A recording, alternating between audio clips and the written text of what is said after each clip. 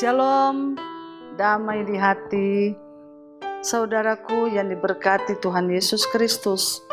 Senang sekali kita berjumpa lagi hari ini. Saya percaya ada sukacita kita menikmati hari berkat Tuhan. Karena itu marilah kita isi hari ini dengan belajar firman Tuhan lewat renungan harian keluarga. Jumat, tanggal 23 Desember 2022. Tapi sebelumnya, marilah kita tunduk kepala, kita berdoa. Ya Tuhan, ya Allah kami, yang kami sembah siang dan malam, yang kami imani, yang menjaga keluar masuknya perjalanan kehidupan kami. Sehingga kami boleh ada sebagaimana kami ada saat ini. Kami bersyukur dan berterima kasih memiliki Tuhan Allah di dalam Yesus Kristus dan Roh Kudus yang selalu menjaga, melindungi kami dan menghindarkan, menjauhkan kami dari segala ancaman mara bahaya. Bapa, saat ini kami akan membaca dan merenungkan firman-Mu. Curahkanlah Roh Kudus-Mu kepada kami. Bimbing dan tuntun kami, supaya kami mengerti memahami berita firman ini. Untuk kami berlakukan dalam hidup kami hari ini, bahkan hari-hari hidup kami selanjutnya. Ampuni dan kasihani kami ya Bapa. Bersabdalah, kami telah siap. Dalam nama Yesus Kristus. Amin. Marilah bersama-sama jemaat Tuhan kita membuka dalam Kitab Kudus Perjanjian Baru dalam 2 Yohanes pasal 1 ayat 9. 2 Yohanes pasal 1 ayat 9 demikian bunyinya. Setiap orang yang tidak tinggal di dalam ajaran Kristus, tetapi yang melangkah keluar dari situ tidak memiliki Allah. Barang siapa tinggal di dalam ajaran itu, ia memiliki Bapa maupun Anak. Itulah bagian bacaan Alkitab. Dan marilah kita dengarkan firman Tuhan dengan judul renungan kita, tinggallah dalam ajaran Kristus. Keluarga Kristen yang dikasihi dan diberkati Tuhan Yesus, bila kita mencermati lagu dalam Kidung Jemaat nomor 356, bunyinya, tinggallah dalam Yesus, jadilah muridnya. Belajarlah firman Tuhan, taat kepadanya. Tinggallah dalam Yesus, jadilah muridnya. Belajarlah firman Tuhan, taat kepadanya. Maka dari lagu itu kita dapat memahami apa yang sebenarnya yang dimaksud oleh Yohanes dalam ayat 9 ini. Bahwa tinggal di dalam ajaran Yesus bukan hanya menjadi satu kelompok dengan Yesus sehingga kita ikut dalam popularitas Yesus, melainkan supaya kita mendapat bagian dalam keselamatan yang Tuhan Yesus janjikan kepada setiap orang yang percaya kepadanya. Keluarga Kristen yang dikasihi dan diberkati Tuhan Yesus, memang setiap orang yang percaya kepada Tuhan Yesus dari dahulu sampai sekarang disebut orang Kristen. Kata Kristen artinya pengikut Kristus.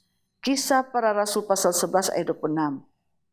Akan tetapi, kalau kekristenan kita hanya berpola pada pengertian bahwa kita adalah pengikut Kristus saja, maka kita tidak mendapatkan manfaat dari keikutsertaan kita kepada Yesus. Sebab berbicara tentang pengikut Yesus, bila kita lihat dari sejarah Alkitab, Yesus pernah memberi makan 4.000 orang. Dalam Injil Markus pasal 6 ayat 44, dan 5.000 orang laki-laki yang mengikuti dia dalam Markus 8 ayat 9. Mereka juga adalah orang-orang yang mengikuti Yesus setiap hari. Tetapi, apakah mereka tergolong orang percaya? Bukankah mereka juga yang kemudian berteriak, "Salibkan dia, salibkan dia"? Keluarga Kristen yang dikasihi dan diberkati Tuhan Yesus. Jadi ajakan untuk tetap tinggal dalam ajaran Yesus dimaksudkan agar hidup dan iman setiap orang percaya tetap dalam pola kehidupan yang sesuai dengan ajarannya, atau berpadanan dengan firman Tuhan dan juga kelakuan-kelakuan kita. Itulah yang dimaksud dengan perkataan Yohanes bahwa setiap orang percaya yang tinggal dalam Kristus akan dapat memiliki bapa dan memiliki anak. Artinya mendapat bagian dari janji keselamatan Allah dalam Yesus Kristus. Sebagai orang Kristen sejati, firman Tuhan hari ini mengingatkan kepada kita pada sebuah slogan yang sering kita dengar, yaitu hidup adalah pilihan. Artinya dalam hidup kita bebas menentukan apa-apa yang sesuai dengan keinginan hati kita atau keperluan kita. Sebagai orang percaya tentu kita dituntun oleh firman Tuhan untuk memilih tetap tinggal di dalam Yesus dan menaati segala ajaran yang diberikannya kepada kita. Sehingga keselamatan kekal tetap akan menjadi milik kita kelak. Tuhan Yesus memberkati kita dan tinggallah di dalam Yesus. Amin. Marilah bersama-sama kita tunduk kepala dan kita satu di dalam doa. Kami bersyukur dan berterima kasih kepadamu, ya Bapa Surgawi, karena kami memiliki Tuhan Allah di dalam Yesus Kristus dan Roh Kudus yang mengasihi kami, yang menjaga kami siang dan malam, keluar masuknya perjalanan hidup kami. Selalu Tuhan menjaga sebagai biji mata Tuhan. Ya Bapa, kami bermohon kepadamu, tetaplah Engkau menjaga kami hari ini, bahkan hari-hari selanjutnya dalam hidup kami. Biarlah kami melakukan amanat agung Tuhan dengan tinggal di dalam Yesus dan menjadi teladan contoh bagi sesama kami.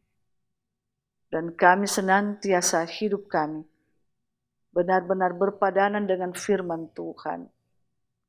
Sehingga orang-orang yang masih dalam kegelapan, mereka akan tertarik dan masuk pada terang-Mu yang ajaib. Ya Roh Kudus, bimbing dan tuntun kami.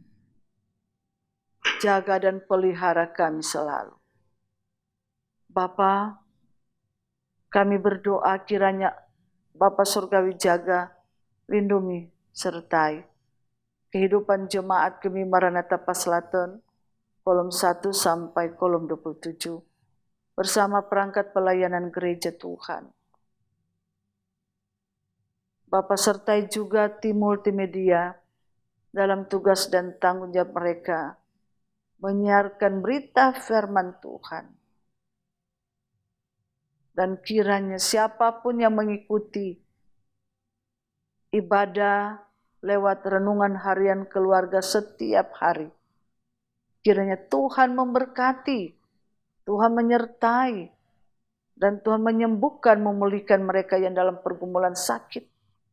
Baik yang ada di rumah sakit, bahkan yang ada di rumah mereka sendiri. Bahkan dimanapun mereka berada. Ketika mereka mengikuti kegiatan ibadah renungan harian keluarga lewat YouTube Gemim Maranatha Paselatan, maka terberkatilah mereka, dijaga, dipelihara oleh Tuhan, dilindungilah mereka.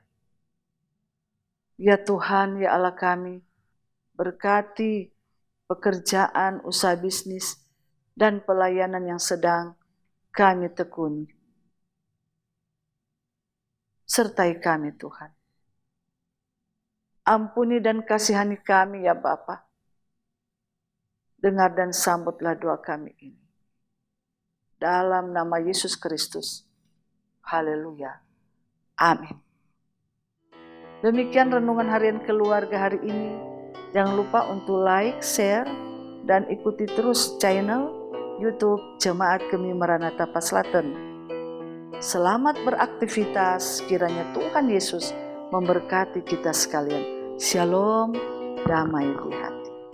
Terima kasih.